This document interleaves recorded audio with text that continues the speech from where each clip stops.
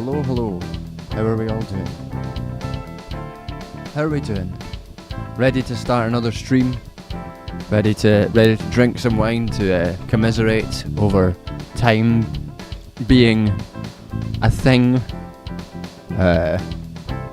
and so on and so forth. So yeah, very tired today because I was up until 4 a.m. last night, sorting out the next video, which is up now for patrons, but will be up for everyone else tomorrow. So we'll see how long we last out today, doing this stream. But first things first, I did have a party over the weekend, for my birthday, which was for my 30th, and someone very kindly forgot to drink the prosecco that they brought along to the party. So we're gonna drink it tonight. It's a Taste the Difference, which is some supermarket. I can't remember which supermarket. Might be Sainsbury's. It is a Prosecco Superior 2023, so it's aged. An aged Prosecco by a year. 10.5%, not bad. And it's a delicious Taste the Difference Prosecco. Not telling me what it's meant to taste like. I guess bubbly.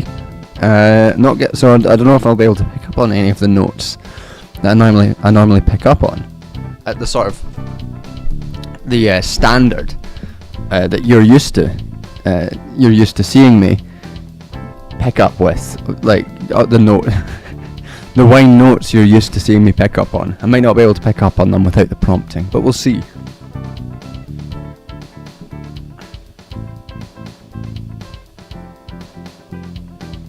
Also notice that I'm much better lit than normal because I bought some actual lights which came into use during the video, so it's going to be a more well lit video than normal.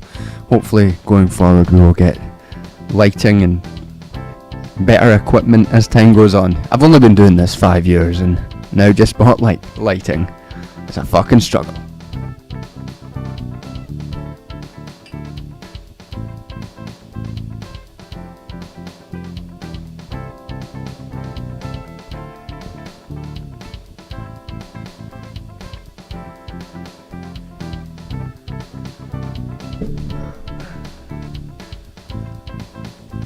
Let's see how long that Prosecco bottle lasts out the fridge before I bite the bullet and just have to keep going back and forth to the fridge to get out new.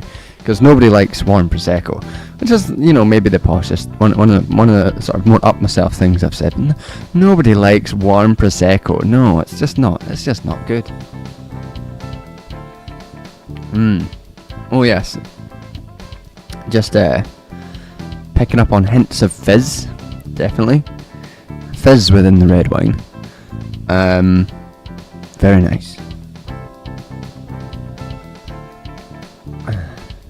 Thank you, Liz. Thanks for coming along. Yeah, it's been a nice, and I guess a nice time. I'm gonna change up the music to something more relaxing though before we really get into things. I don't know what to talk about today. I'm sure various things will happen. The next video is going to be out tomorrow for everyone, about 8 o'clock. A bit different from normal. We're actually just looking at the legal work in regards to genocide. I say a bit different. We're talking about genocide again, but we're talking about it from a legal perspective, legal philosophical perspective, just for shits and giggles, I guess. Yeah, let's change up this music to something more relaxing.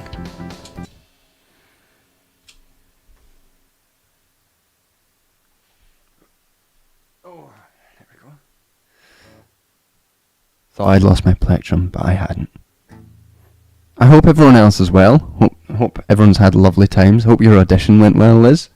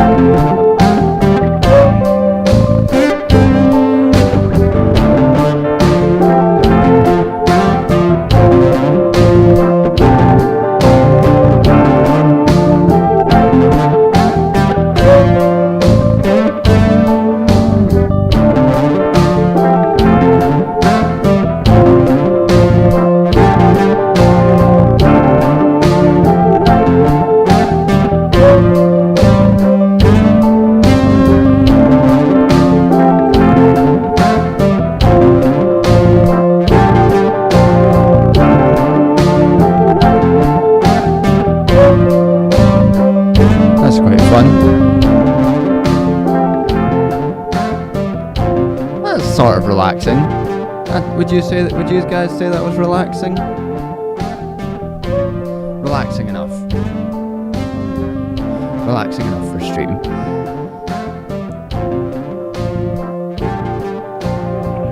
People who claim a genocide is happening in Ukraine but not Palestine baffle me. I mean, that's just racism. That's just racist. It's not that baffling, I guess. It's just that they're racist.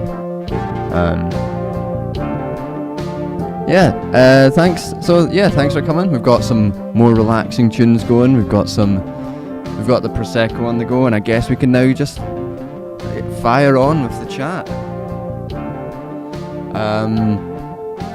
What's been going on recently that anyone wants to talk about?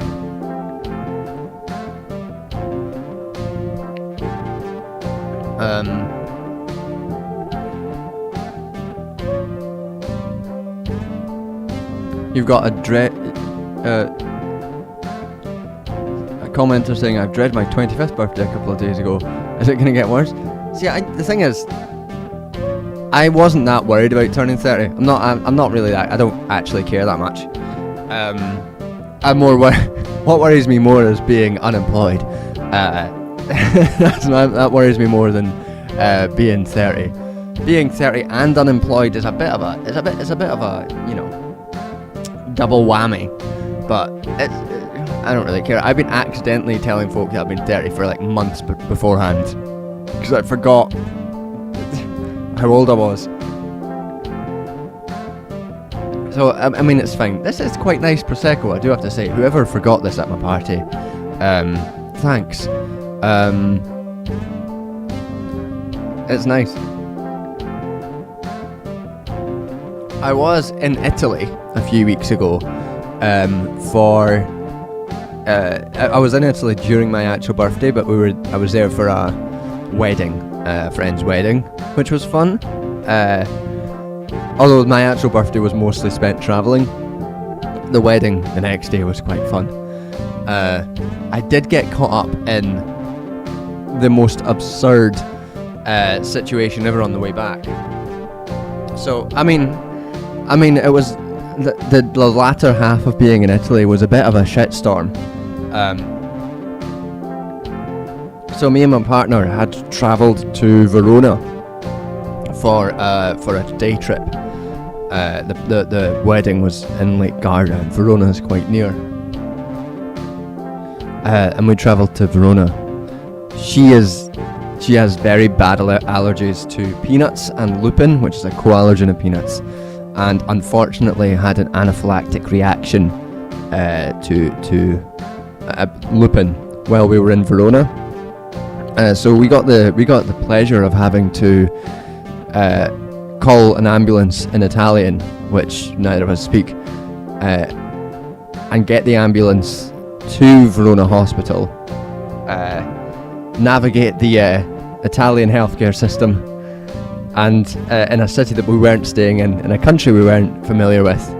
And the NHS is quite good. As much as it has problems, experiencing non-NHS treatment does remind you that the NHS is quite good, because some of the charm of the Verona Hospital was rustic, I guess. Not in terms of like technology, but like the manner that was of the care. So normally for an allergic reaction, for something like peanuts, you are kept in hospital for at least 12 hours for observation, because there's quite a high risk of a biphasic reaction, which is a recurrence of the original allergic reaction. And the doctors like to keep you around because it can, kill you, and they try not to kill you. And if you've already had a biphasic reaction before, then your chance of having one again are heightened, which is something that my partner tried to explain to the doctor who was discharging us after 4 or 5 hours, which so she was a little bit stressed out about that. But we made it back to our hotel we were staying in a different town, and I had to listen to her breathing for a lot of the night to make sure she wasn't dying. And then the next day was our plane home, and it was all going fine. It was like Ryanair for once departed on time, and we were like, wow, maybe we are actually going to be able to catch our Stansted Express train back home. Everything's going to be okay. It's going to be not stressful. Whoops. It was stressful.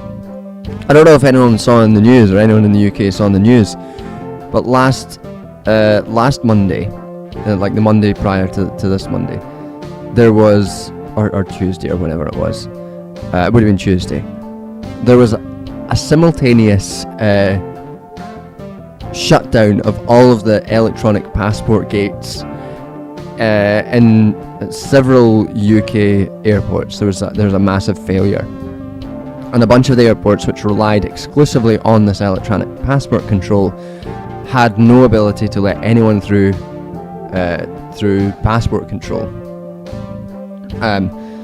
So we didn't know about any of this. So we were walking down this tunnel at Stansted Airport, awful airport, this windowless tunnel, and we came across this grouping of people, and we're like, what the hell's going on? So we sort of stopped there, and we were just like, it must be some like blockage or something. And we were there for like 2 minutes, and I looked behind me, and in that 2 minutes, the entire tunnel had filled up with people, with no organisation, nothing going on, completely windowless, air conditioning off. And I know that for a fact because I was like that. My head was that much from the ceiling. It wasn't a particularly big tunnel. It was slightly claustrophobic. And we were sat there for ages, and nobody knew what was going on. We were slowly inching forward in this massive tunnel, and eventually it sort of filtered back. We got near to the one member of staff who was there, who could inform us that it was a passport control issue, that the passport control e-gates had failed. And at this point, like, my partner, who was in hospital the day prior, who had really bad legs, because once you have adrenaline injected into you, your legs shake and it really fucks up your muscles. Was having trouble standing, was really anxious, was still anxious about the sort of second biphasic reaction, almost fainted. And when I went up to the one member of staff, I was like, look, my partner's just been out of hospital. Is there like literally anything you can do to help? She's really struggling here. And the guy was just like, no, nothing we can do. We're just stuck in this tunnel. And it was like, the crush kept getting more, and people kept getting more and more anxious. Eventually, people were trying to get to the toilet. They didn't have a consistent and good toilet regime for how people could use toilets. Eventually, the one thing they did was bring down 60 bottles of water, which for a group of 3,000 people, not enough. It's not enough water for those number of people. And you could see moments when we were in that tunnel for 2.5 hours, and you could detect moments where things had gone slightly worse. There would have potentially been a crush. When people were trying to get water, there was a real desperation and a real crush. It was really, really dangerous. And we were looking at other airports where this was happening, and looking at the different procedures of what was happening. They'd set up cordons, they made sure there was clear gaps so people could get through if they were disabled, if they were families with small kids that needed to change them or needed some space. If you were ill, if something happened, they'd set up that organising. Nothing at Stansted. Nothing going on there. No contingency plan whatsoever, apparently. Not even telling the flights to inform people of what was going on. And eventually they brought in staff to basically man the passport desks, and we started making some progress through. And as we were talking to like the border cop at the passport desk, he was like, oh yeah, it started like at 6 o'clock or 5 o'clock or something. So it'd been going on for 2 hours before we landed, and they'd done fuck all about it. They hadn't bothered to set up anything. And then we learned that wasn't the first time this had happened in the past couple of years. The same airport, the same thing had happened a couple of times. And I was like, what? How the fuck? How is this? How are you so ill prepared? I mean, and the reality is, what has happened is there's likely been cost cutting for any sort of measures to preparedness measures, because training people for that costs money. There were probably a huge amount of staff cuts. Like, I don't necessarily blame the individual like airport response team who weren't very good at doing anything about it, because I don't think they would have known what to do, because they probably had budget cuts to stop them from having any training or any contingency measures in place. But ultimately, the main thing that it taught you is like, just fucking get rid of the border, because that was a problem that doesn't need to exist.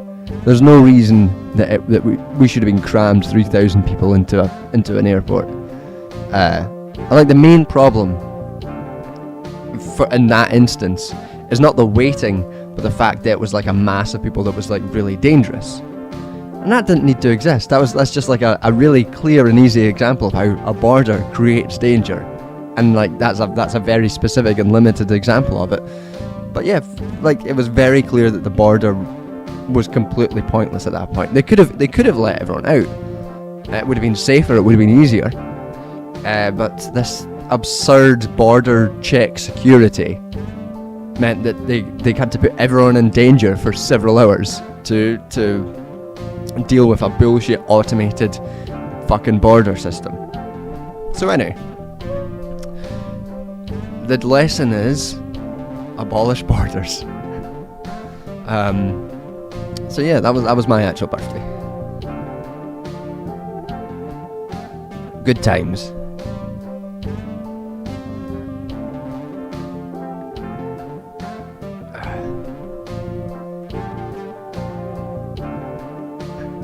What I did give me the chance to do though was finally start reading Ursula Le Guin's Wizards of Earthsea series. I started reading. I was on the plane and everything. I was reading How the West Came to Rule, which is a great book. I was reading it as an antidote to Ellen Meskin Wood's The Origin of Capitalism, which is a less great book, but with some merits. When I'm being nice. But I was reading How the West Came to Rule as a sort of antidote to that. But I didn't want to read my big bulky book in that crush, so I managed to get out my Kindle and finally started reading The Wizards of Earthsea. Fuck, it's so good. Ursula Le Guin's so good. Like, that first book, I know it's like, people have criticisms of the first book because it's falls into a bit of like, you know, all the wizards are men, male protagonist, such and such, and you know, there's a valid feminist critique. But just as a story, it's fucking great. Absolutely worth reading, and I blasted through that in 2 days. Most of the time during that wait, and then. I'm tired this week because I've not gotten much sleep this week. 2 nights of it is my fault. It's my fault specifically, in that I spent 2 nights. I started reading the sequel to it, The Tombs of Atuan, and I started that at midnight on like Monday, and read 40% of it until like the mid like 2 or 3 in the morning that night. And then the following night, I just finished it. And it's fucking brilliant. It's just so good. That second book is just so good. I'm so excited to read the next one. Oh, it's very good. It's so good. I enjoyed it so much. Like, the second, there's an interesting thing in, like, I won't spoil anything cause in the stories, because, like, they're well worth reading.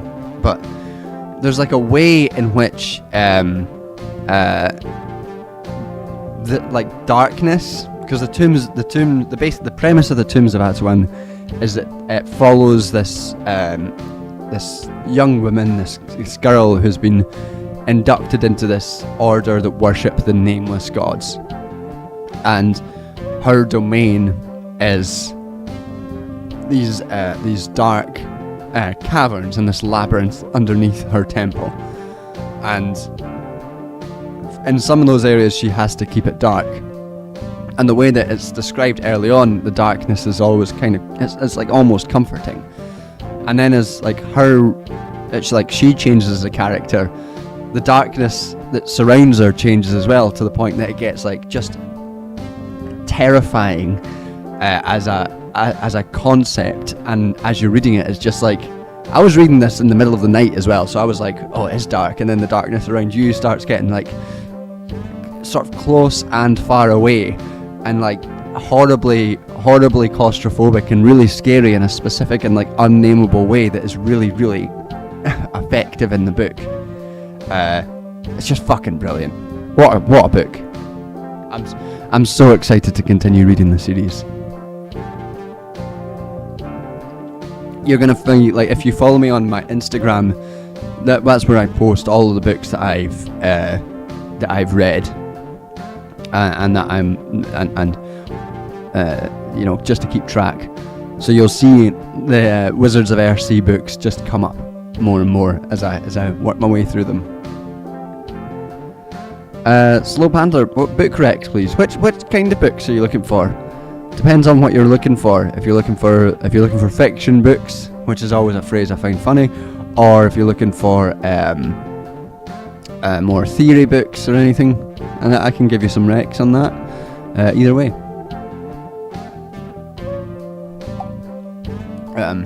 But yeah, absolutely worth reading. For fiction, absolutely worth reading the Wizards of Earthsea stuff. Hello, me Panther, how are we doing?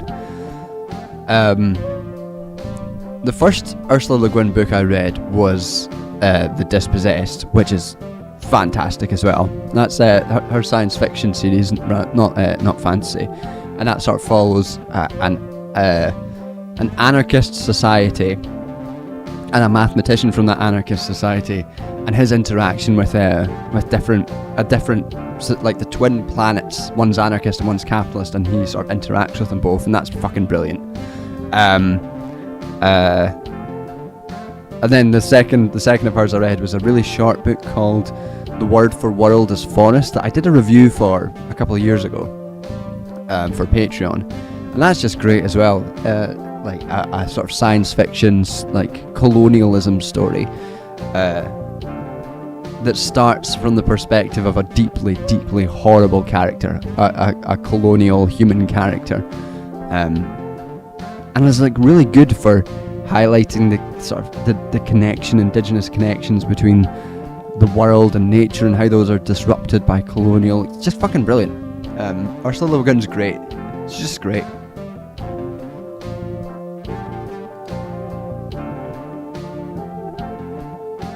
The Unreal and the Real is her short story collection that I've heard is pretty great.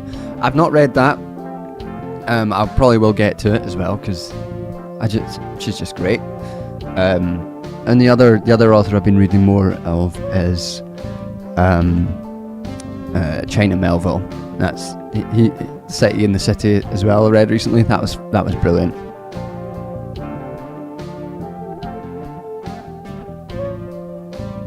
Thank you, Cara.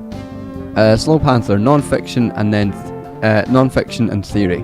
Why do I think? I don't think fiction is a funny term. I think the word fiction book is a funny term. It's just like, it's like, you know what it is?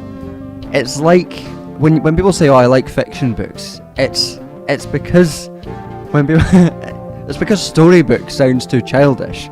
But then, because you're saying fiction book, you're conscious. It's like you're trying to sound more adult, which also ends up making it sound kind of childish. I think that's why I find the fiction book is quite a funny turn of phrase. I don't know why. Maybe it's completely. Maybe I'm being silly. Non-fiction theory recommendations then. I mean, so I do have a video on like 7 books that are worth reading that I made a wee while ago on the channel, which will give you 7 books like social reproduction theory, necropolitics. I think Martha Russell's Disability and Capitalism is in there. Several very useful books. So I'll leave those ones aside since those are ones that I've spoken about previously.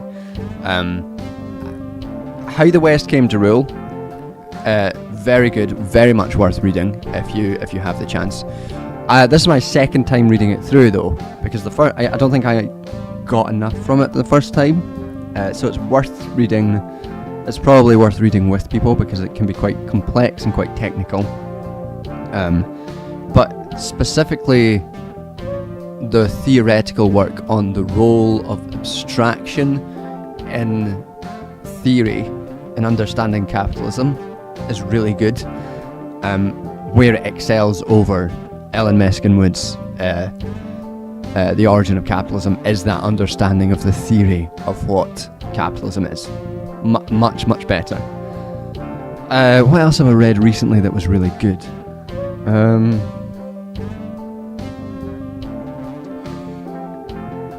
Well, let me take a look at my recently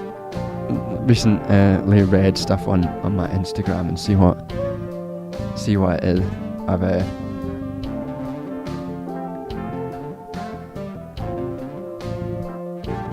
see what interesting stuff I've read recently. Family Abolition was really good, by Emmy O'Brien.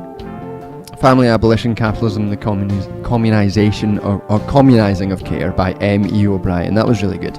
That was a good introduction as well to social reproduction, if you're interested in that kind of theoretical dimension. I did finish reading Black Reconstruction. I'm not sure I would recommend reading that though. Not because it's not good, it is brilliant, but because it is massive and difficult to get through.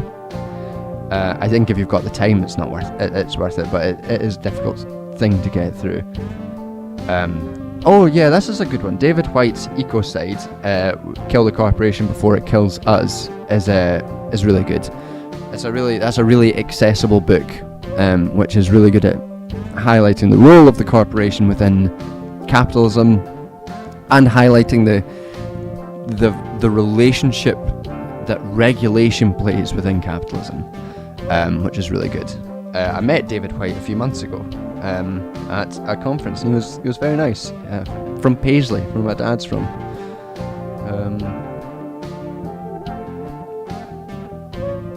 Yeah, and then we're into stuff that we've already talked about.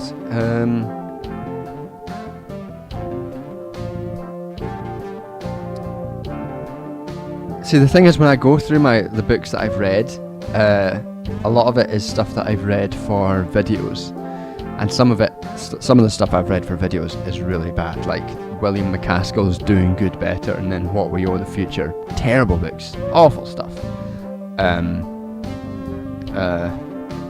But yeah, any particular topics is probably easier, but those are some good books.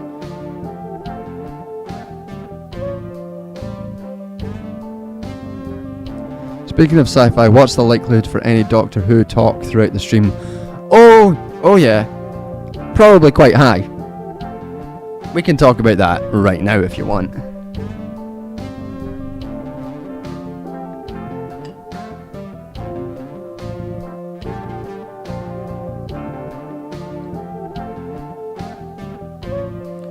You know what, I'll answer these questions. I'll put this Prosecco back in the fridge before it warms up. I'll change the tunes up and then we can talk about Doctor Who. Am I into astrology? Are you a Taurus, or are we just celebrating in Taurus season? I am not into astrology. I know I'm a Taurus. my actual birthday was the 3rd of May. I don't know what that means, but that's what I am.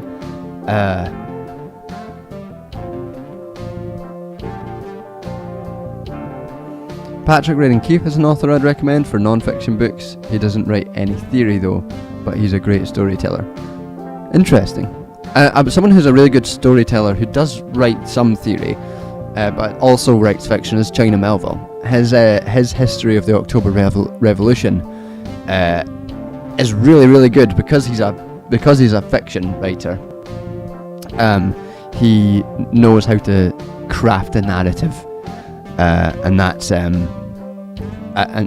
that makes reading his history of the October Revolution really good. I will be back in 2 seconds once I put this prosecco back in the fridge.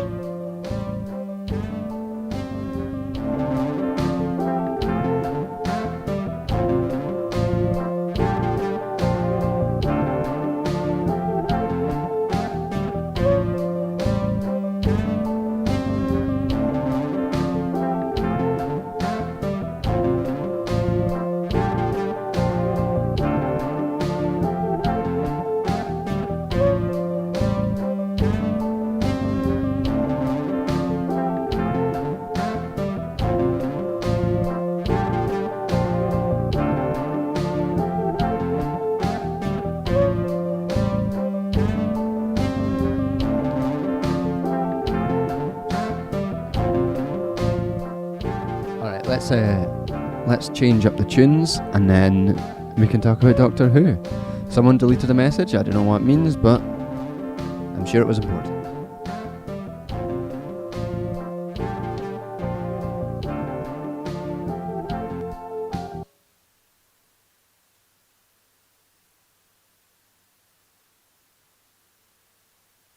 Okay, I'm thinking another kind of chill vibe one. What are we thinking? Chill? Probably, since we're gonna chat. We don't want to give this the vibe of a club where you need MDMA to actually have a good time.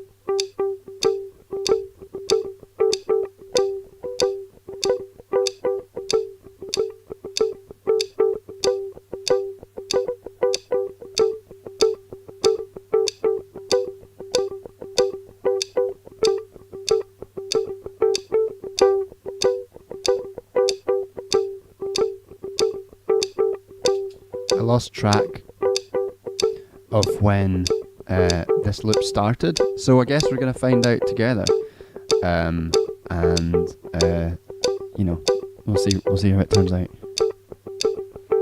Look, don't come onto the stream and just call me old. I'm still. Someone said I looked 26 the other day, and I'm holding on to that. I'm still holding on to that. I'm not that old. I know I'm playing guitar on a stream like a teenager, but I'm not that old. It's not cringe.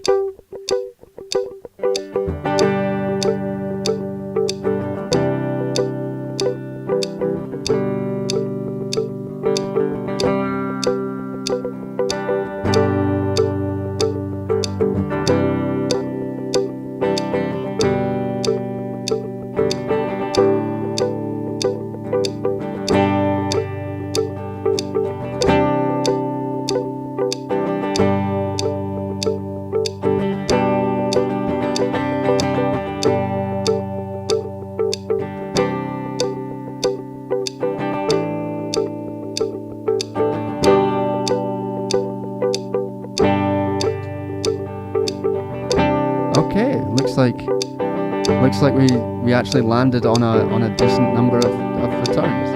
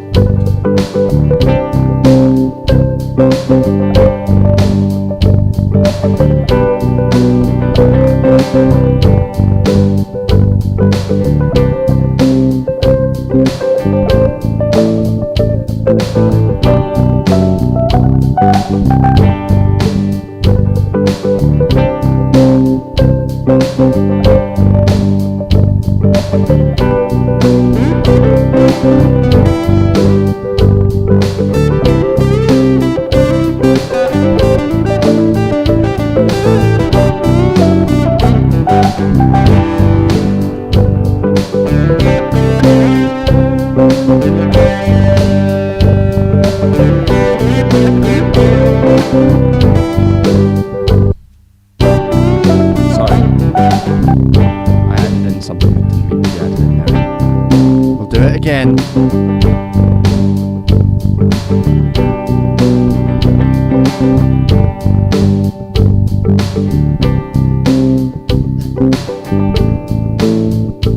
Hitting 30 is not a big deal. It's not a big deal.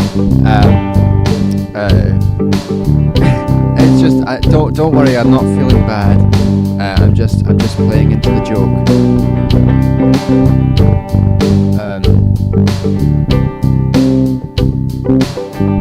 Thanks for popping along, Audrey Rose Beavers.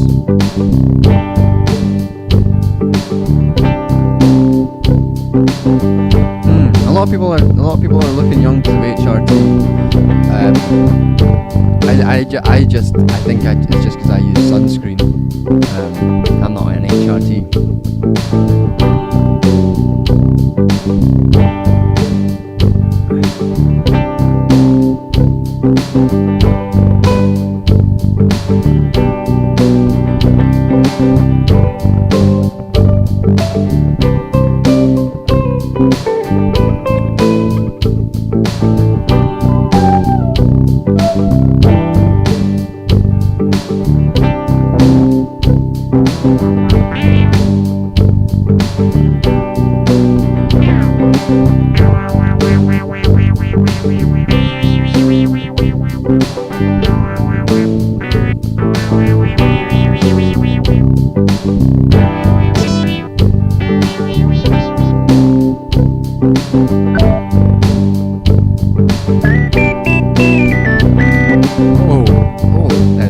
That is some cheese.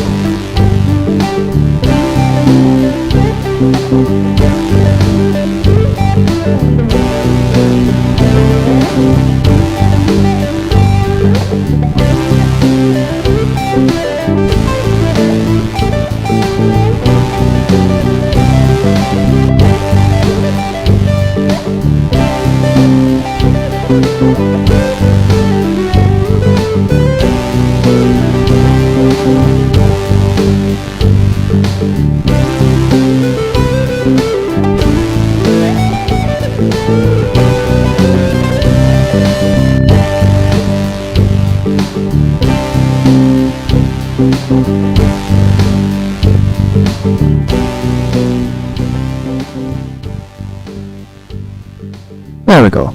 That's fun. That's quite. That's chill. Welcome, Kara, to being a member. I remembered that members exist this time with the video, so you now have early access to the video, tomorrow's video. I think everyone should congratulate me on remembering that the members thing exists on YouTube, and I have obligations to those people. Cheers.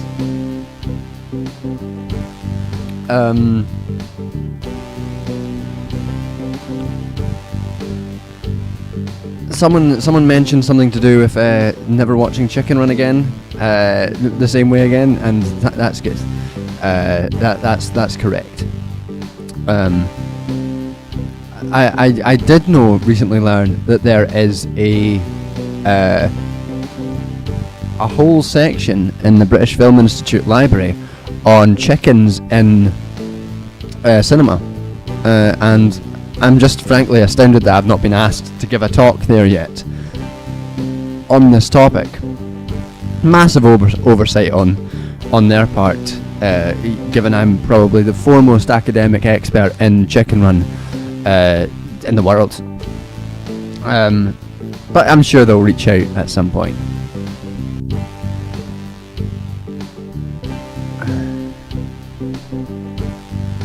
What do I think? Oh yeah, we were going to talk about Doctor Who. I'll ask if I'm on 1916. I'll answer that question. We'll talk about Doctor Who. What do I think will be the result of the South African case? I couldn't predict that at all. We will talk a bit about so some of the issues with. It'll depend, frankly, on how intent is interpreted in the case, to be honest, because in the terms of evidence of acts which could produce genocidal conditions, the weight of that evidence is so astronomical. Like we're seeing it unfold in front of our eyes every day, that the only route that I can see where there wouldn't be an indictment of genocidal acts is if they define intent very narrowly, but you know, it's unclear. Like the story of intent is unclear, and it's unclear how people will how the judges will interpret that. And obviously the how they interpret it is depending not just on previous case law and the conditions of the convention itself, but on political pressure being put on them from the outside as well. So the immense amount of political pressure that will be exerted on those judges by countries allies to Israel will depend on how that is interpreted. So I have no idea. So yeah, we can only hope. But we can't lay any. We can't put any particular special importance on a legal proceeding when we know in front of our eyes that it's a genocide, and that the legal proceedings won't change that, and it won't defining it as a genocide won't fix it. Even if they win the case, it's just a wider It's just part of a wider discourse that we have to draw upon generally. And yeah, shout out to the universities across the world right now who are doing some great direct action. SOAS encampment did yesterday, I think, shut down Tottenham Court Road, a major road in London, which is impressive, which is good stuff.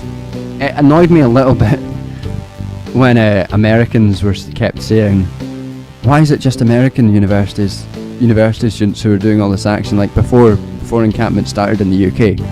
It's just like, that's not true. Like, encampments are now popping up because they've seen it happen in American universities, but British university students have been campaigning on this and doing a lot on this for a fairly long time. Since, like, if we're just talking about this latest protest against this latest action, at least since October, some have been arrested for it. It's been happening for a while. But yeah, absolutely shout out to those escalating right now and doing the encampments. Alright, let's do a fucking quick handbrake turn of vibe and talk about Doctor Who. And thank you, Fiona Snapple. So I didn't actually realise, but I ended up watching the 2 episodes of Doctor Who. I'm quite hungover and quite tired after, because I thought, I didn't realise they'd gone up. I thought that I was like a day late to when they were going up, the 2 episodes, and we ended up watching them the day after I'd had my 30th party, which was Sunday, and watching them very tired. So this, maybe being so tired might colour my view of them. I don't think either of them were great. I think that the first episode, the sillier episode with the space babies, was more fun and had more to enjoy about it than I did not like the second episode at all with Jinx Monsoon. I just didn't think it was, I didn't like it. The things I liked about the first episode were every interaction between Ncuti Gatwa and Companion. It's great. Ncuti Gatwa's great. I hate that they keep doing the Timeless Child stuff, because that stuff sucks. They should just get rid of it. I understand why they would play into it metatextually, in terms of like him being a refugee and being adopted, because Ncuti Gatwa was a refugee who was adopted by a different country, Scotland, and it makes sort of sense metatextually, and there's some themes there. But also the Timeless Child stuff sucks, and they should just try and find a way to get rid of it, because it sucks.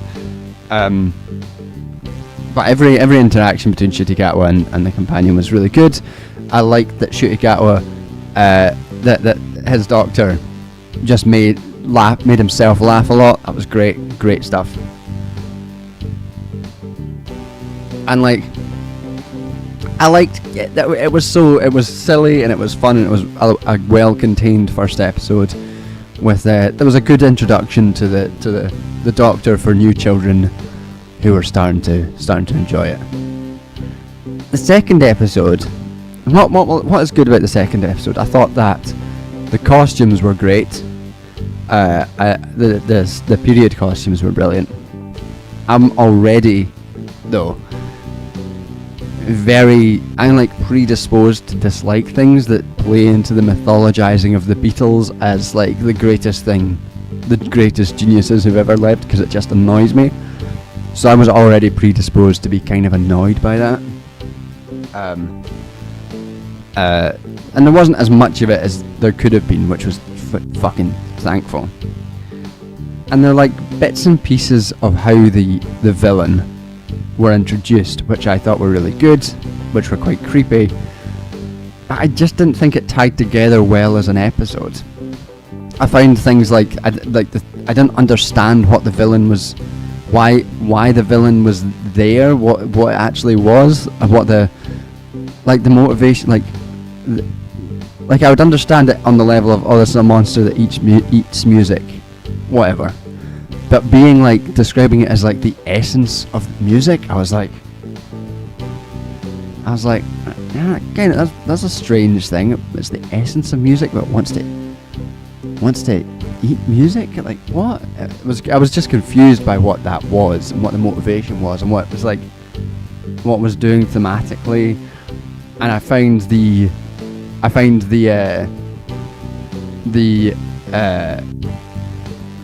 stuff like the mystery of the companion mystery I find really boring.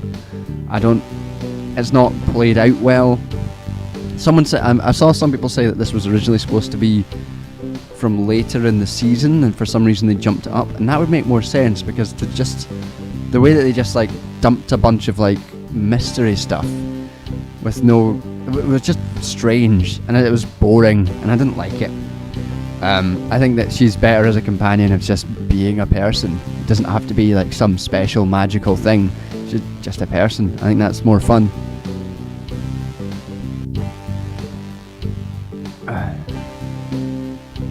Having a musical episode about the absence of music doesn't really work for me when all preceding episodes weren't overtly musical. Yeah, one of the best parts of the episode was when the Doctor made everything silent. That was really good. That was really tense. I liked that. It was a good moment. But the rest of the stuff just felt like it just didn't work. I just don't think it worked as an episode. I didn't find the villain particularly compelling. I just didn't like it particularly, unfortunately. Hello, Sinan, how's it going?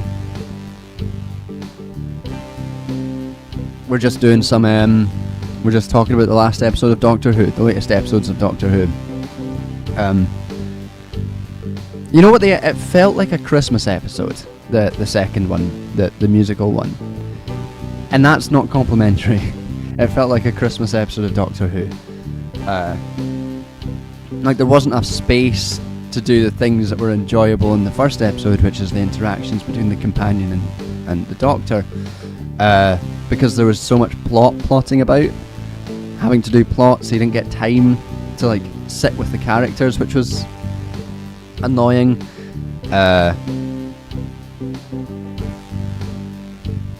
They want to play fast and loose with reality this season, and while I like that, in theory, it made the stakes fall flat at the end for me. Yeah, and so the things about that, like playing fast and loose with reality, is that you need to establish what the reality is for it to then be undermined. Like they keep talking about, like things are gonna not make sense in the universe, but you need to establish what makes sense first before you can undermine that, before you can like get what's exciting or what's scary or what's strange about things being undermined about the world. And the Doctor going in and being like, oh, I've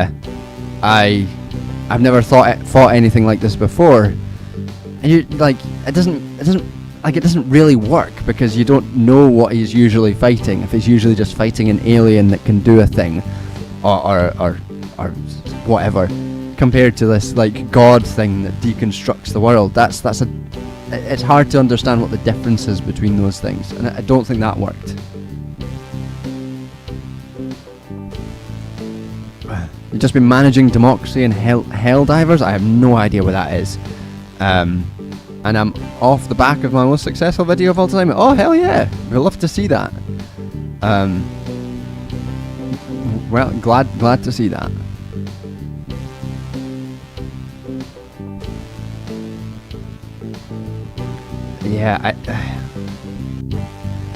Yeah, so fundamentally though, it made me worried about this series of Doctor Who. Ncuti Gatwa's still great. I really like him. I really like what he's doing. I like how it's fun. And I like how he's fun. He's really hot, so there's that going as well. So that's all good, but it's like it just didn't work, unfortunately, the second episode. Oh yeah, media analysis always does well.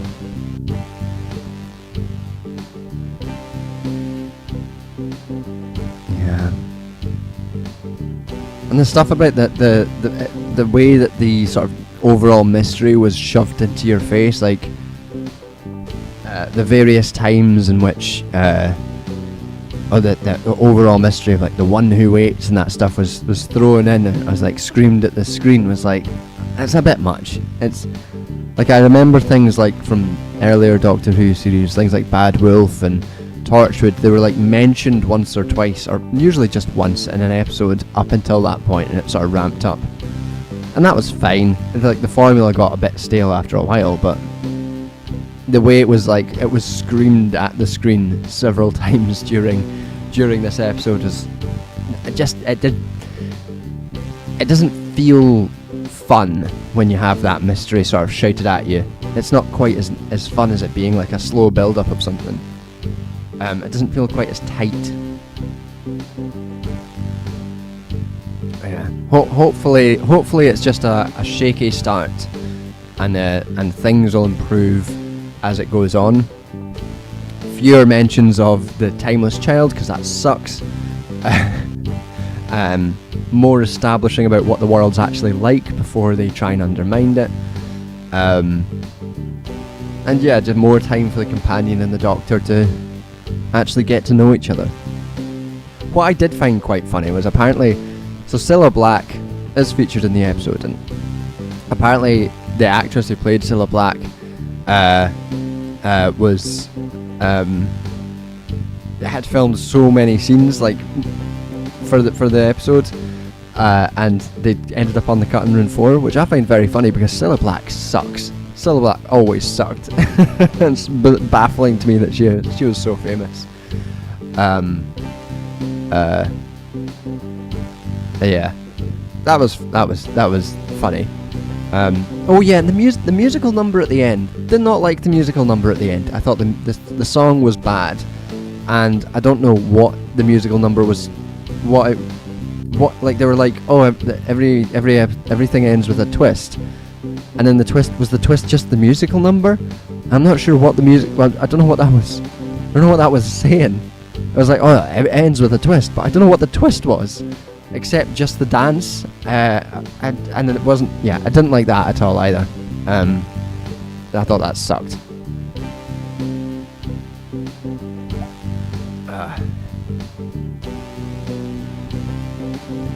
I don't even need a retcon of the Timeless Child. I just wish they'd ignore it and leave it in the past. Yeah, frankly, I think the same. I think if they just ignored it, then it doesn't matter.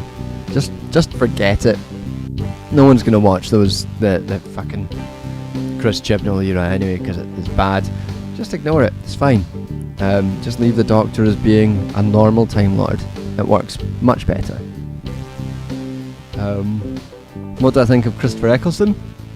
I love Christopher Eccleston. What? He's an absolute king. Although he'd maybe hate being called a king. Given his parasite in chief wearing his stupid hat comment.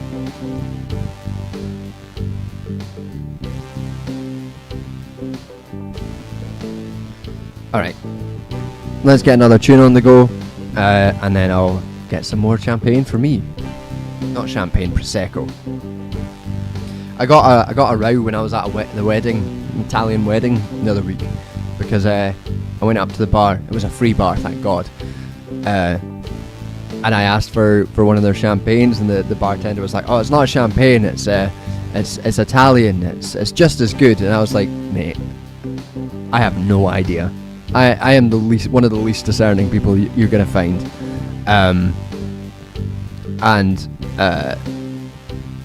Yeah, just give me the sparkling wine. I'm sure it'll be lovely.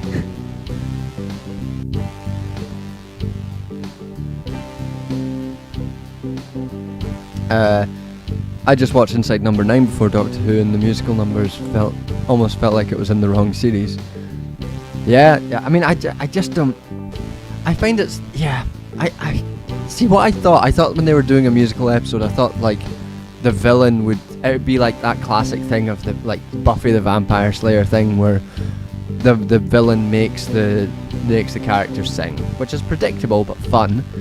But then when that didn't happen and then they just sung at the end, I was like, what was that? It was yeah, it was a strange one, a strange episode. But yeah, this is going to be a feature of streams going forward. Will be me talking about these episodes of Doctor Who and giving my running update on whether or not I'm enjoying them. So at least we'll have that to talk about on every stream. Let's do it. Let's do a tune.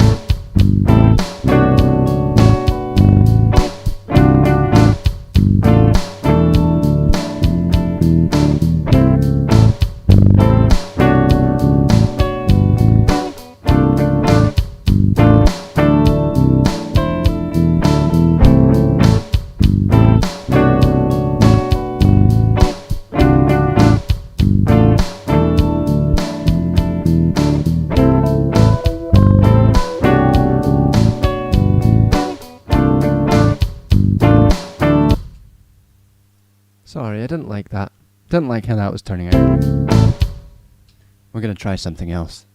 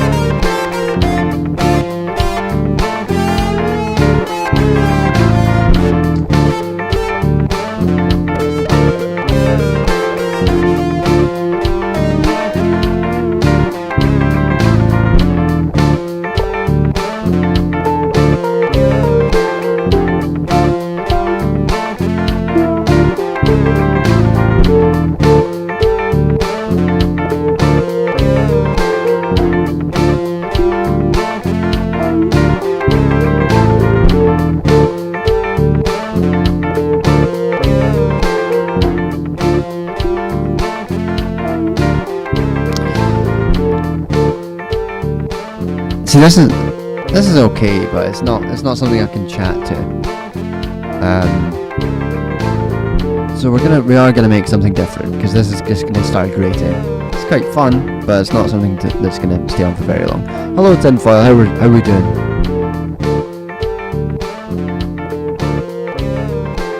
I've heard Torchwood has more Torchwood. Torchwood is a show with the most bisexual energy of any show that's ever existed, and I mean that both positively and negatively. For on both ends, like it makes Torchwood is really cringy, which is a reflection of sometimes we're quite cringy. But there's just every single character in Torchwood is bisexual. Like even the ones that aren't supposed to be, like every single one of them is bisexual. Fucking everything. Torchwood was also was a bad show as well. I barely remember it. But yeah, not a great show.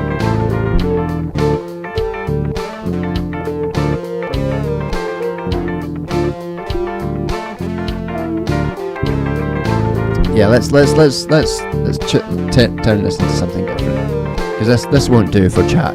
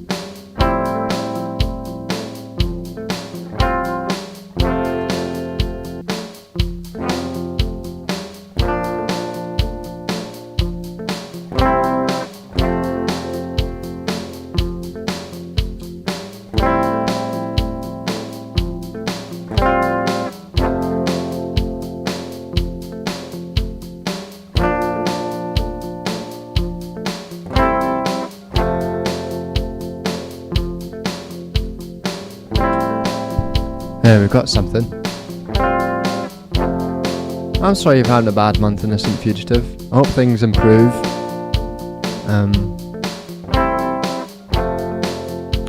Always have. It's shit to have shit times. That with the most fucking.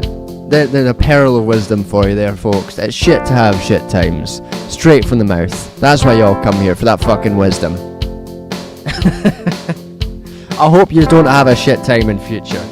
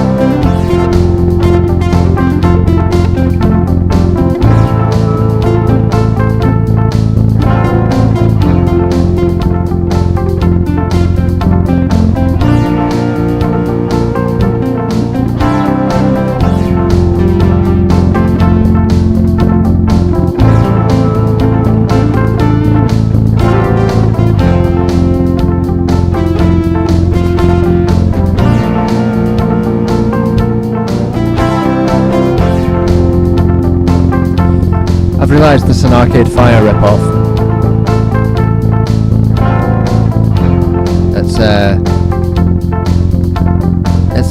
This sounds like something a later era Arcade Fire song. That's not a bad thing. I like Arcade Fire.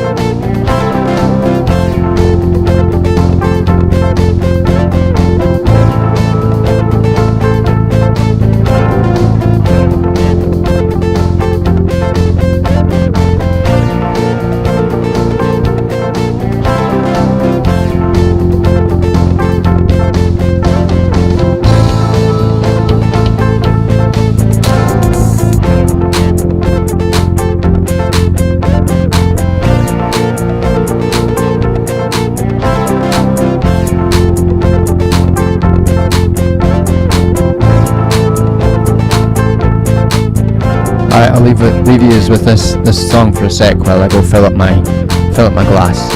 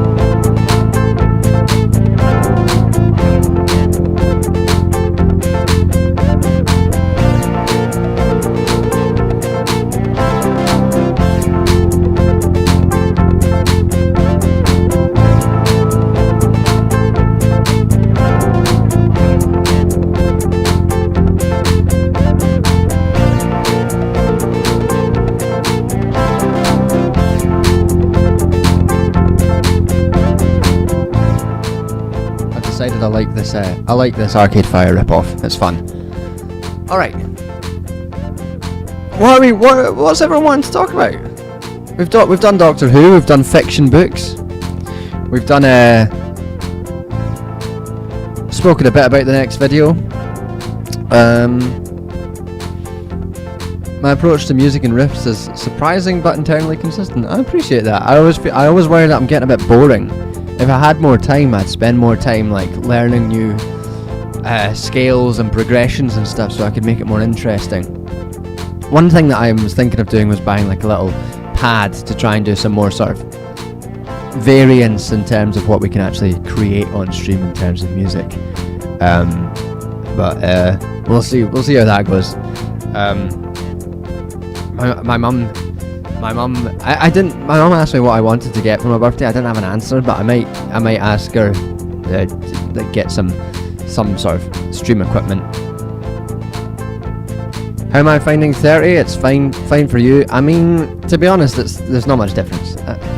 I forgot about it almost instantly. It's quite nice to just be a round number and not have to think about it. So yeah, like I said earlier, my issue is less with actually aging and more about still being unemployed. But that's like any sort of anxiety I feel can really be traced to the unemployment thing more than the age thing. But that'll end too.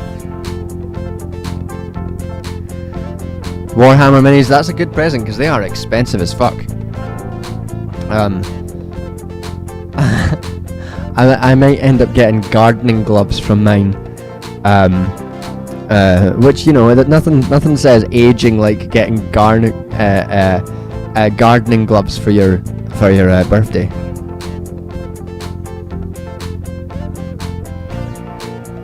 I like saying to people that there was a moment in the new Doctor Who that was a bit hard for aging, when it was mentioned that the companion was born in 2004, and you're just like, oh. Like the companion was like, she mentions, oh no, I was. When I was born in 2004 and now I'm here, and you're just like, oh, 2004, but that was 3 years ago. 2004, you were born and like, this is just a time thing, and this is just gonna get worse, but the concept of someone being an adult and born after 9/11 is baffling to me. Like, what do you mean you're an adult who was born after 9/11? What does that mean? I don't understand it. You're not allowed to be in. You can't. You're a baby. You should be in primary school. You were born in 2008, 2004. No, that's illegal. Actually, you cannot be on my TV screen when you were born in 2004. That is illegal. That's the most like aged thing that I've had for a long time, was just seeing someone be like, oh, 2004, and be like, 2004, how old? That can't be right. And then I'm like, that's 10 years after I was born, I guess. So that makes sense. But, you know, born after 9/11.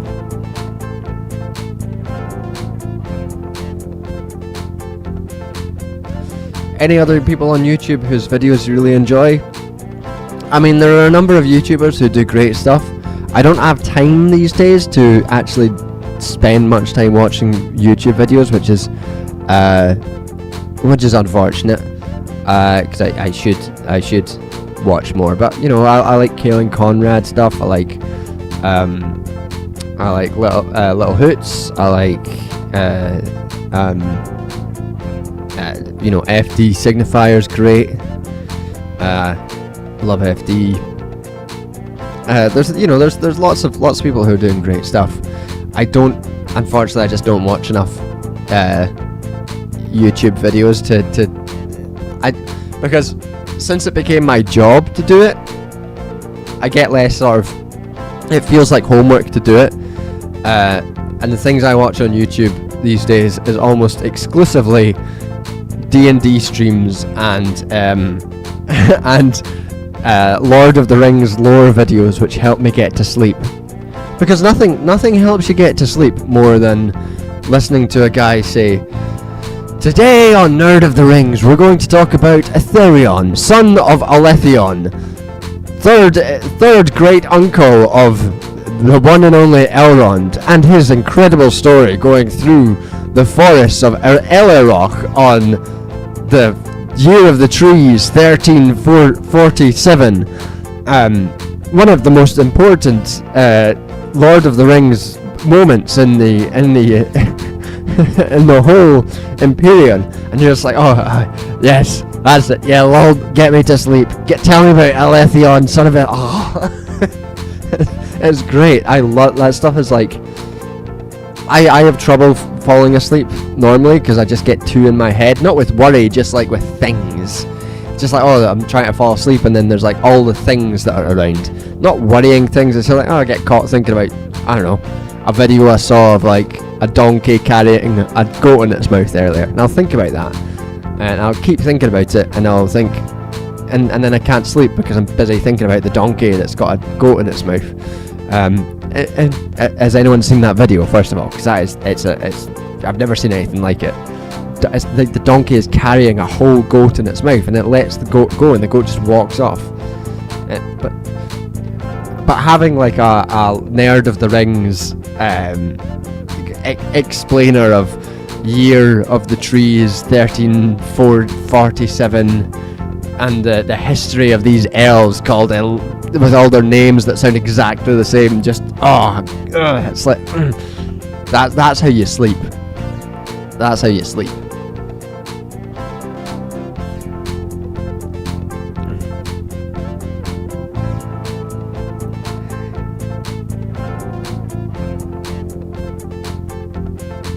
Watch them during work. See, the thing is, Simon, I work from home, so if I watched YouTube videos during work, I'd just be watching YouTube videos and then not doing the work that I need to do, which is, I need to do the work, or else I don't get the money. That's the problem. The problem with like self-employed or whatever is that you can't slack off and still get paid. Having a job, there's positives and negatives, but you can slack off and still get paid. Isn't that fucking brilliant? Oh, my mum's calling me. I will call her later. Yeah, but Sam, what I mean is like you have a job, and a job that will pay you if you're slacking off.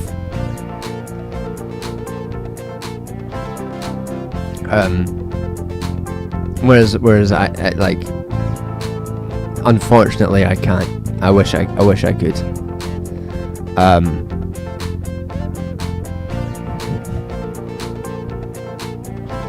Yeah, that's what you need. I mean, that's what I used to do when I had full-time work. My last job before doing this stuff was 1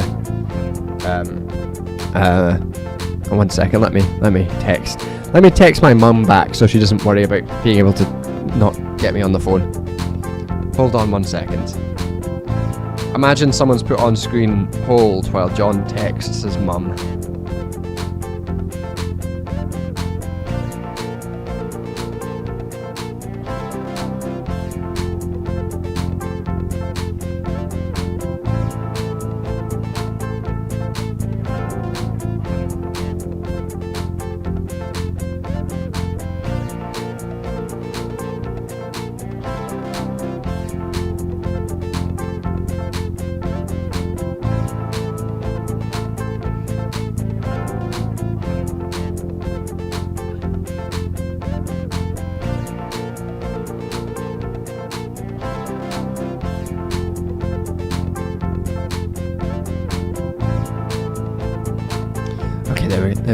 Just doing my.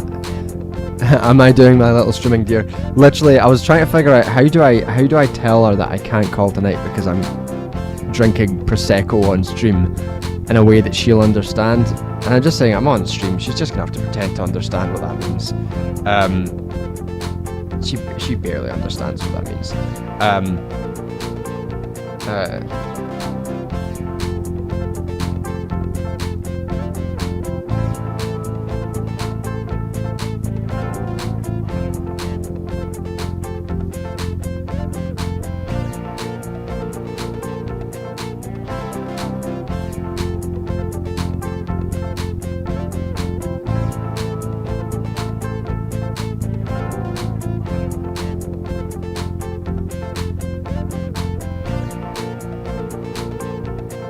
There we go.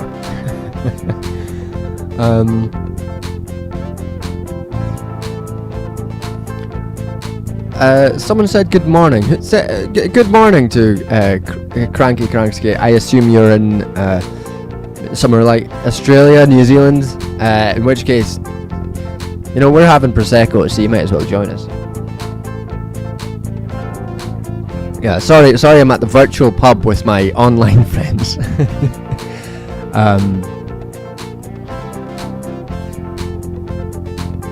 Alex Holt saying, I'm 30 and decently employed, but I still don't really feel like life gets to start yet.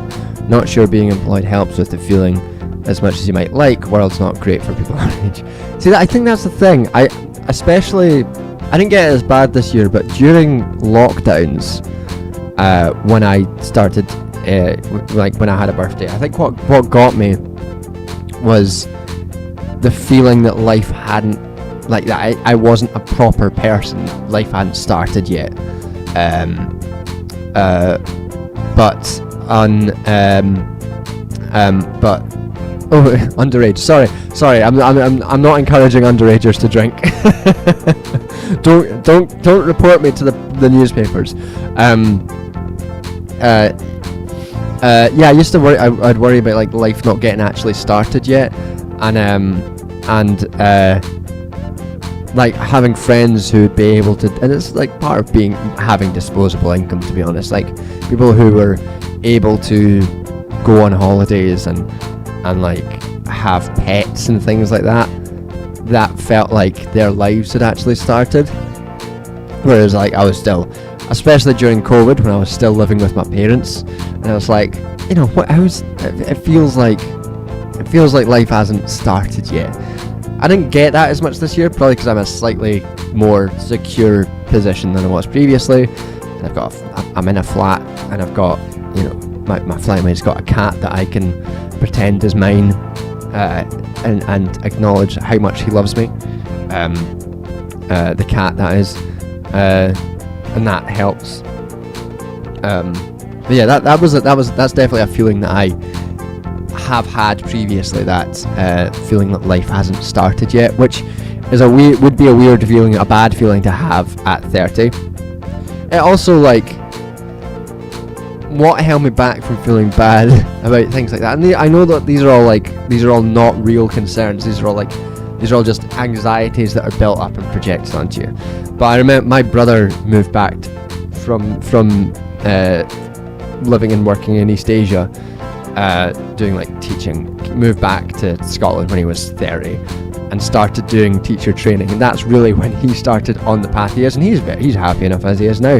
And that's like, it's like, on the one hand I'm like, oh, I'm the same age Neil was when he moved back and he had to sleep on my sofa for a while. That's interesting, because he seemed old to me at that time. He's 7 years older than me, but now it's like, well, I don't. We're kind of the same. Both of us we're slightly messes at this time, which is interesting.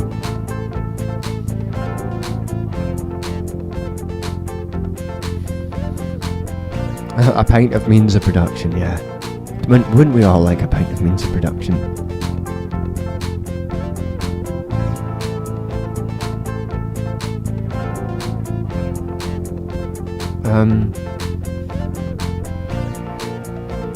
Yeah, it's one of those types of anxieties that are very much projected onto you. Why would you, like, what?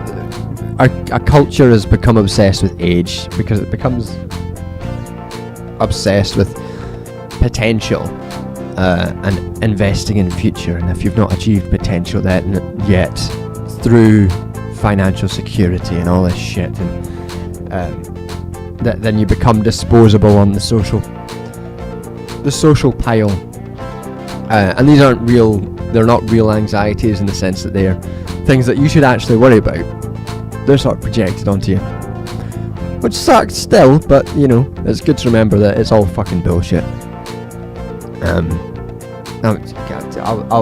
Someone, you can screenshot that. John says it's good to remember it's all fucking bullshit. Now that's how you give something a pub vibe. You need to get someone who's slightly drunk to be like, you know, it's all fucking bullshit. It's all you gotta remember. In the end of the day, it's all fucking bullshit. You're welcome. There you have a pub vibe.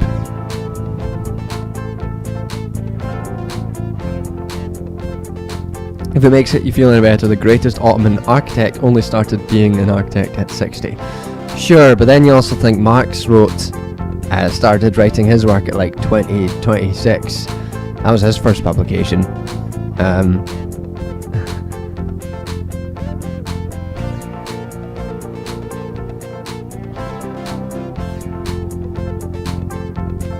Thank you, Jasmine. We were just discussing how everything's fucking bullshit.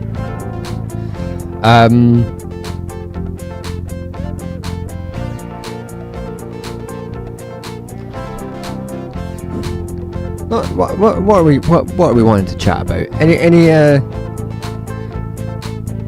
Anything that's burning your questions? I'll tell one thing I wanted to briefly prepare you for for the next video is, I don't do much of the way of like actual going after particular people in terms of like videos, because it's largely nonsense to do that. The next video is structured around Mr. Destiny Botticelli, Destiny, the streamer, talking about intent, and a clip that I saw when he was talking about intent and genocide on Lex Friedman's podcast. And there is a section where I do kind of just get too mad and just tell him that he's a waste of oxygen. So the thing to remember of the video is that it's not just the point of the video is not Destiny. The point of the video is that this obsession with special intent is common for a number, and has been common for a lot of people for a long time, in understanding what genocide means and how it's interpreted, and the story that has been projected, which I've been guilty of somewhat projecting myself, that intent is a very simple matter, or there's a simple story of like the genocide convention versus more expansive terms of what genocide means, where we understand what the legal thing, what legally genocide means when we understand that, and the point of the video is to say, like, we actually don't know what this legal part of it means. It's actually not settled at all what the legal understanding of genocide is. It's far from settled, and that's the point of the video, not about Destiny Botticelli. I do shit on him quite a lot because he does annoy me. He does annoy me a lot. He does annoy me. He does annoy me. But those bits, I kept those bits in because it's fun.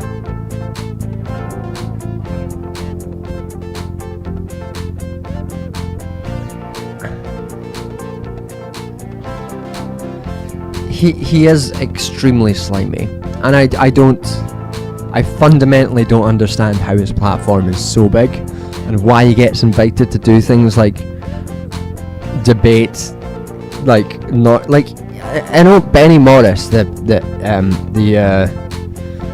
historian, the Israeli historian who shared a platform with Destiny during this debate thing, is a bad person who is a huge racist, who distorts a lot of time, or accepts historical data but distorts interpretations of that to serve a Zionist and a racist and a genocidal perspective. But he is a serious person in the sense that his work is worth engaging with, if only to be like, here are the ways in which this serious academic work is really harmful and is projecting a kind of narrative. But Destiny is just talk shit. There's no merit in what he says. He just speaks. It's a real, like, the phrase, the empty vessel makes the most noise. It's the most. He's the most, like, prime example of that. That the empty vessel makes the most. The only other example I can think of it now, a new empty vessel to take the throne of empty vessels, is Brianna Wu. She's another person who's just like completely saying nothing but saying it loudly all the time. But Destiny does that. It's just he reads a fucking Wikipedia summary and then shouts about it as if he knows what it means. Talks fast, and it's genuinely like, it's like talking to a teenager or listening to a teenager. In the sense that he's very confident with things he's just learned. He just speaks. It's just, I find that very annoying from a man who must be like 40. Like he must be about 40, right?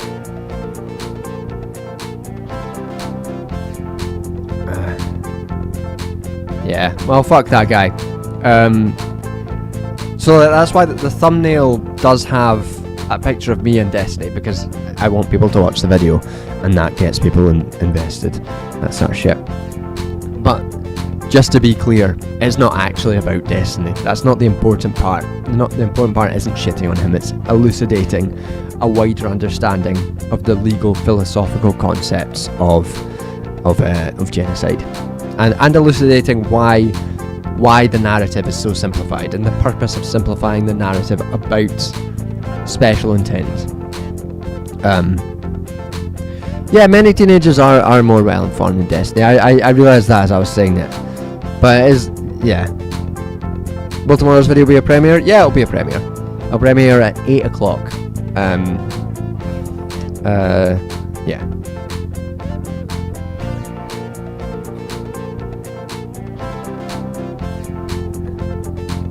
He probably got into his content style with good intent to begin with. To me, seems like he can't help being rage baited a lot. Plus, he likes the bag.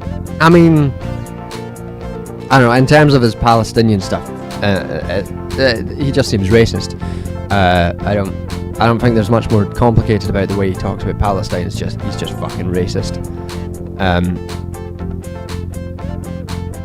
8 p.m. in useless time, or I don't know what EDT is. 8 p.m. UK time, BST, BST time, the time zone I'm in. Sorry to be Eurocentric, but I do tend to use the time that I exist in to structure my life.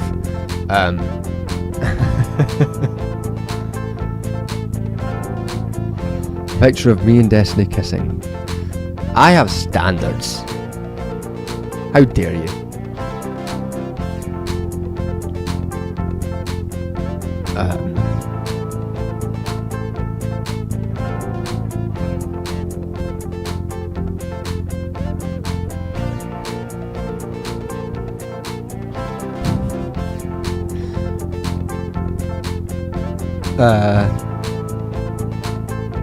Yeah, so that was that. I think that was the last thing I was wanting to talk about specifically. Regarding that video, and just for the 34 people watching, you'll have a primed an extra sort of introduction here to understand the content, and I'm sure I will get lots of comments that will annoy me that I will have to explain over and over again about a very specific thing, to try and. I should stop responding to comments over and over again with the same thing. They pop up and I see them and I'm like, that's annoying, and I respond, and then the same comment will pop up and it's like, that's annoying, and I'll respond. It's the same thing over and over again.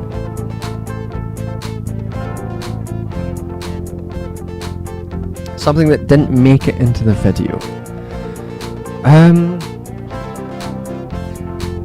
What didn't make it into the video? I mean, what the video isn't is a comparison between a legal understanding and a socio-historical understanding. So I thought about adding in that, a sort of section on that, to describe exactly why, even with an expanded view, a legal understanding of genocide is inadequate for like fully understanding what it is. But I didn't want to. That felt like getting into the weeds a bit, so I didn't actually get into that. And we just sort of. I mentioned a few times that this is specifically. I'm not making any comparison. I'm not making any claim about like the requirement to use a legal understanding of genocide when talking about it. I'm trying to make clear several times, you don't need to. You absolutely don't need to. But I don't explain specifically why a socio-historical understanding is more useful, and in my mind, more analytically and more morally, more normatively useful than a legal understanding. And those reasons are basically that the legal understanding tends to emphasize a specific moment of understanding of genocide, like the specific moment that Lemkin came up with the term, or that it was institutionalized within the UN. That specific moment is the specific moment of genocide's invention, and that makes it harder to approach things which are prior to that invention as genocide, which is why that lots of people who are on the special intent train specifically say things like, you know, that the genocide against First Nations people in North America can't be considered genocide because they don't project backwards. It's very hard to project back a high standard of evidence from this specific moment.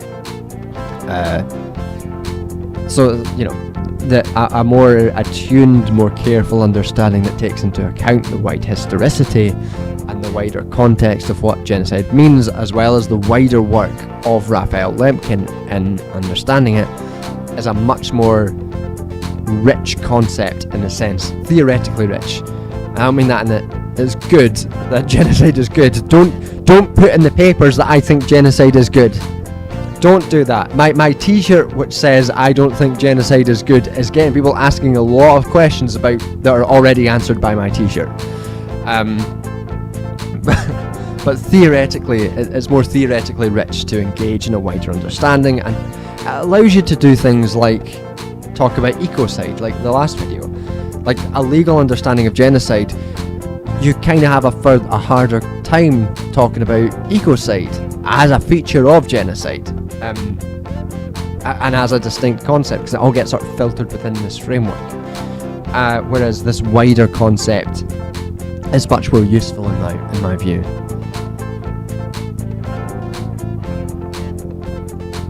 Anyway, there's a chance at one point that I Might get a job working in an ecocide centre, so that would be fun, wouldn't it? We'll see if that happens.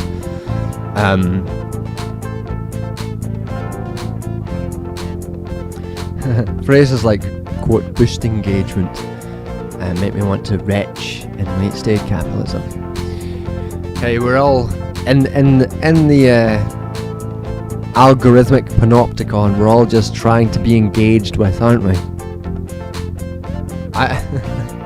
I would like to be able to be financially secure, so let's boost that engagement. There are things I guess that I could do to boost my engagement more, but it does also make me feel sick to do it. I hate doing it. Same way I hate doing networking. Not a fan of networking.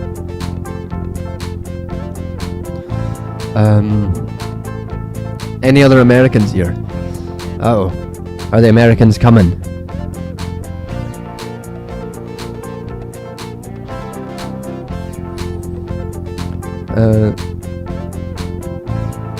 Innocent Fugitive saying, I appreciate the way you use technical terms, but in ways that make sense in context to give space to grasp the concepts immediately and research more if you want. I appreciate that so much. I always worry about using too many technical terms on the one hand, and then when trying not to,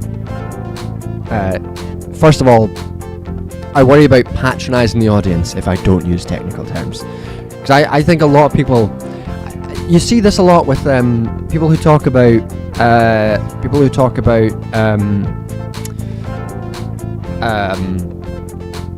academic writing, and they talk about like they have there's a very easy dismissive view of academic writing, and it's academic writing is too obscure and too hard to grasp for most people, and that's horrible. And it's like, there is truth in the fact that a lot of academic writing is obscure, a lot of academic writing is frankly just bad, a lot of academics are just bad at writing, which I think is the bigger problem more than anything else. But there's also, I think, an assumption that sometimes goes along with that, where people are like, the average person can't understand these technical terms, and a lot of time I just think, like, I actually think most people probably can understand a general, like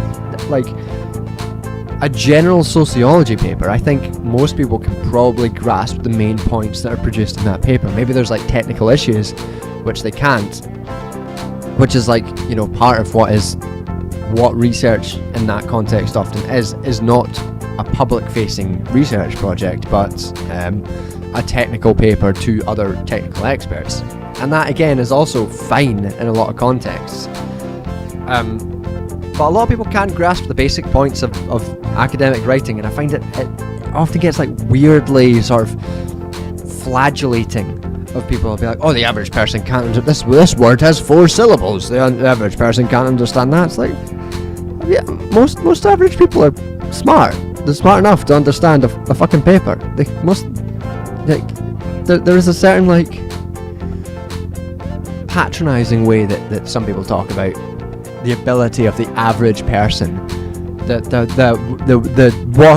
ordinary Joe on the street to like understand some writing.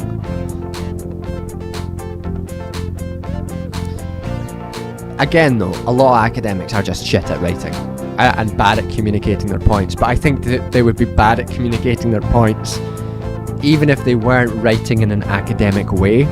I think that there is a wider problem beyond just the academic style of writing, which is that they're just not very good at it.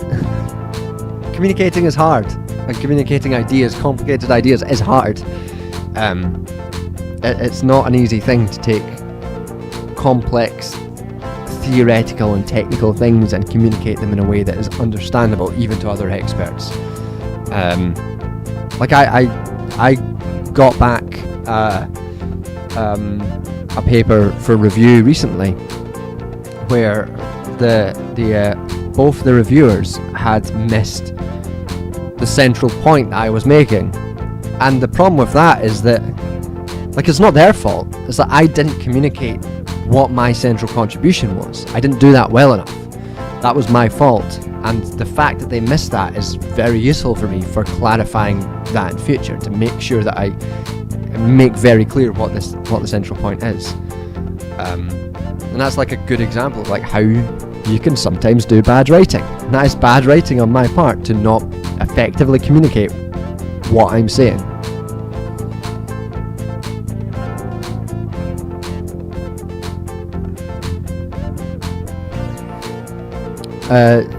Utterly Evelyn saying, I'd say the average person, at least in the US, is too burned out and busy to even process the writing to begin with. Yeah, and like a bigger problem than the accessibility in terms of the writing style is the accessibility in terms of like how do you access it. Like so much writing is behind paywalls and behind, like, academic books are so expensive. The only way for me to get them is to fucking steal them off of Z Library and stuff. And that is frankly a much more pressing issue for academic publishing and academic access than the writing style. Like, one of the reasons why I do this YouTube channel is because I want to present my ideas in a free way that is more accessible to people. Like, the main problem is that people can't actually access stuff.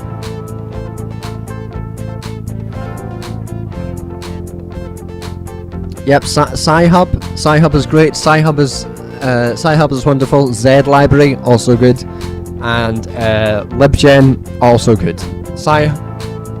I would not be able to do my PhD without Sci-Hub, LibGen, Z Library. They were like simply like I didn't have the right academic access to get papers because my university's library access was so bad. Those three, fucking brilliant, absolute lifesavers.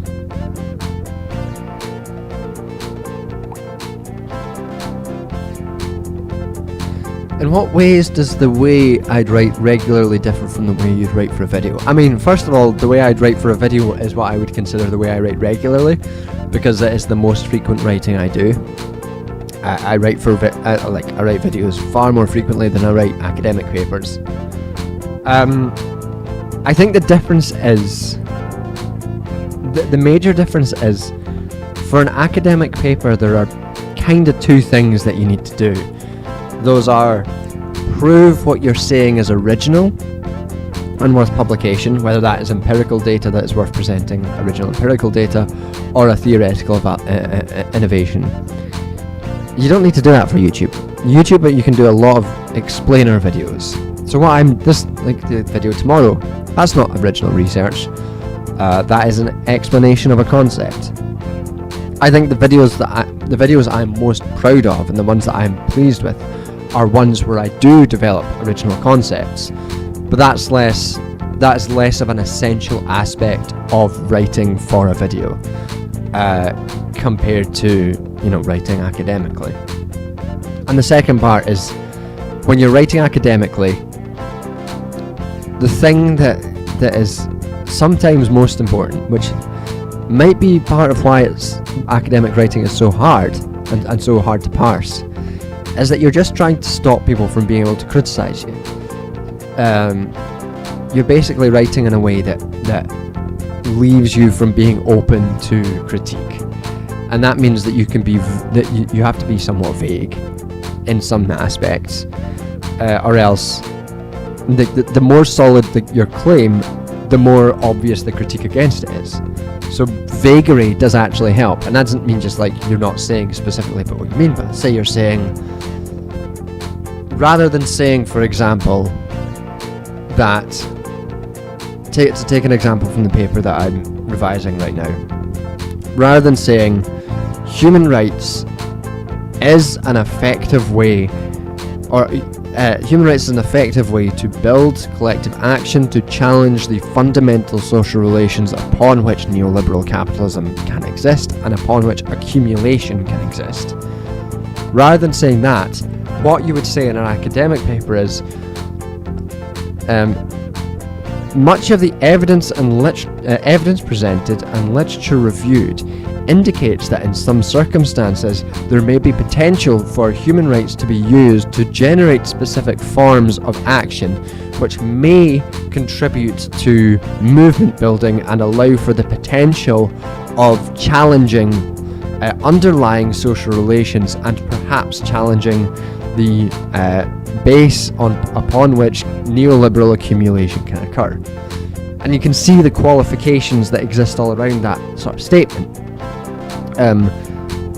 You're basically saying the same thing, but with all the qualifications makes writing harder. It's much harder to communicate the specific point. And frankly, if I didn't have to deal with revisions, I don't think that way is particularly helpful for writing. Because both ways people could criticize me. You could easily criticize me on both things. But to defend myself, I just say, to defend myself in the latter, I just say, well, I didn't actually say such and such. I didn't actually say that it was definitely a right thing. I didn't say such and such. But the fact that you have to open yourself up to allow yourself to dodge criticism rather than actually address it is a feature of academic writing which makes it harder to read.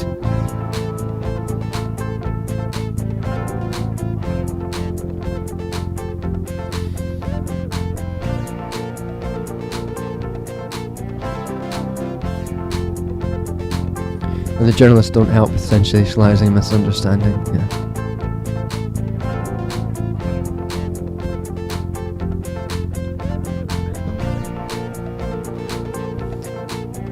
It sounds a little bit like, oh sorry, I can't see the end of that comment because my little love heart, Jasmine Craft, is obscuring the words at the end of your comments.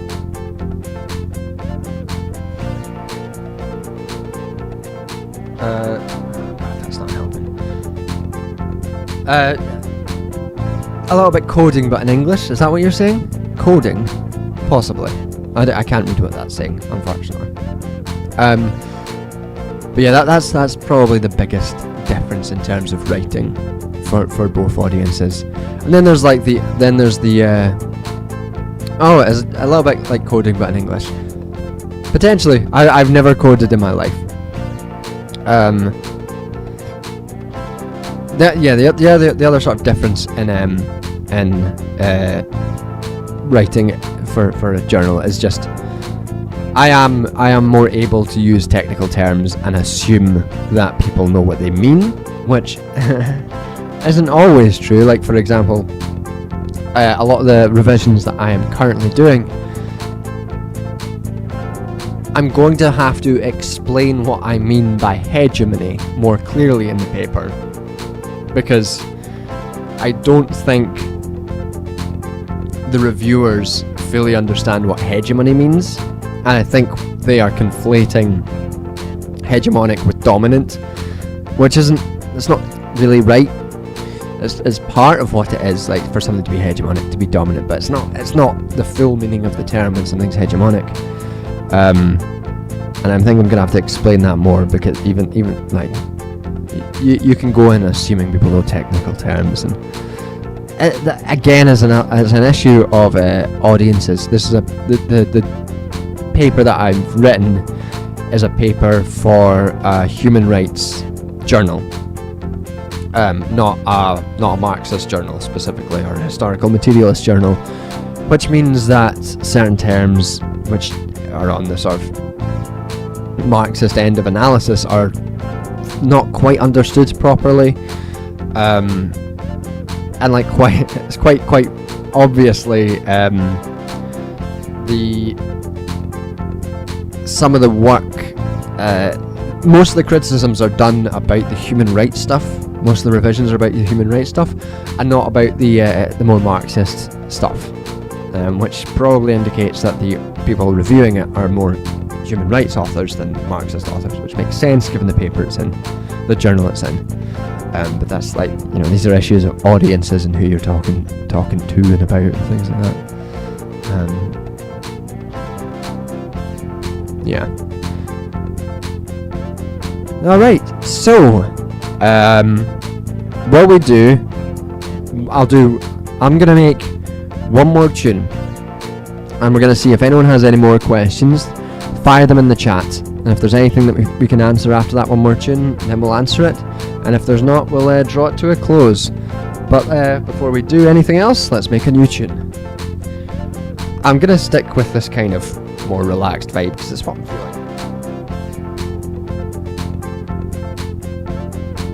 Let's see if I can find my plectrum.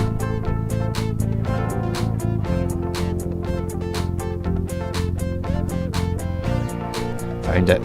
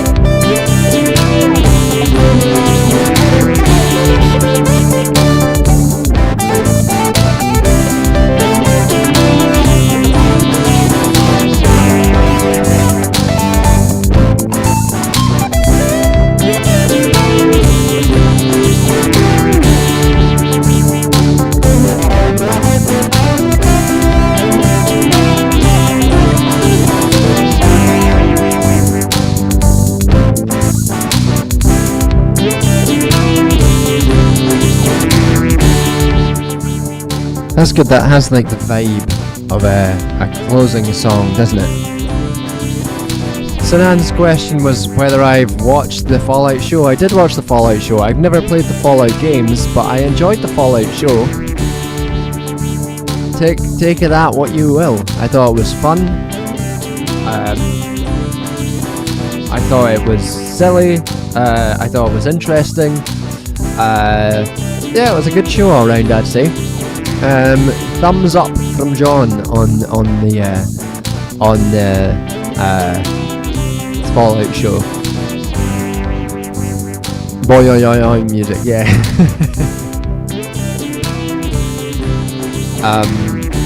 I enjoyed Walter Goggins in it. He was fun.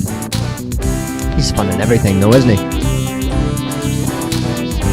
Yeah, I've only heard good things about the good things about New Vegas. Again, never played it. Unlikely, to be honest, to ever play it. I still need to finish playing Baldur's Gate. you gave it an 8 out of 10, so better than June then. I'd have to say I prefer June to the Fallout series, though I enjoyed both.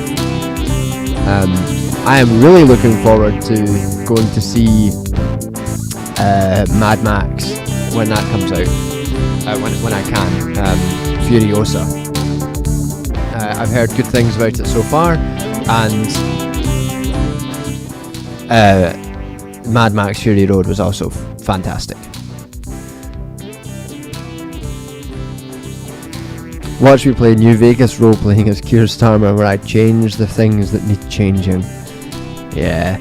Again, like, for those who don't know, Eske the Crusader, Sinan, DM to our... We do a D&D campaign on his Twitch channel, which is Eske the Crusader, but it will be moving to YouTube at some point.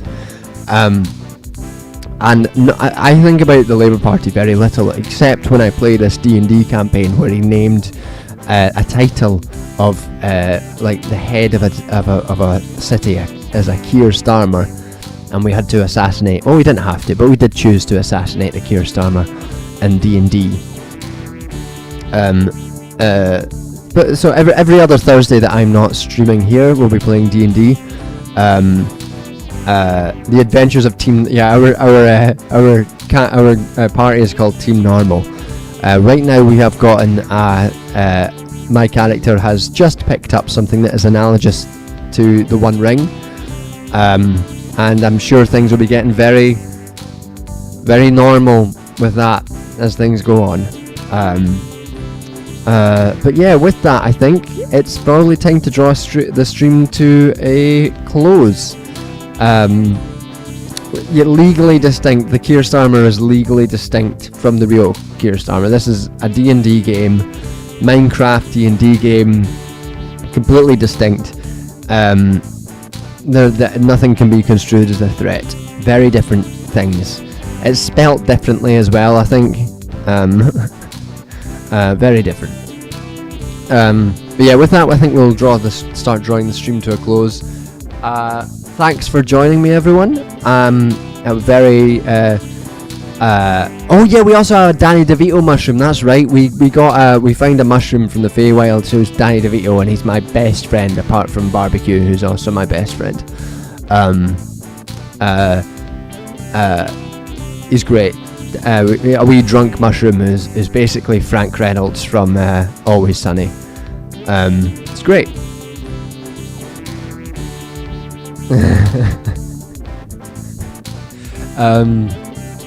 Yeah, with that talk of Danny DeVito and Keir Starmer, we will bring the stream to a close. We'll be back in 2 weeks, I think. We're moving into a period where I actually do have weeks where I'm going to be away. So let me check my calendar for y'all. Let me check my calendar for y'all. Back in 2 weeks. 2 weeks will be fine.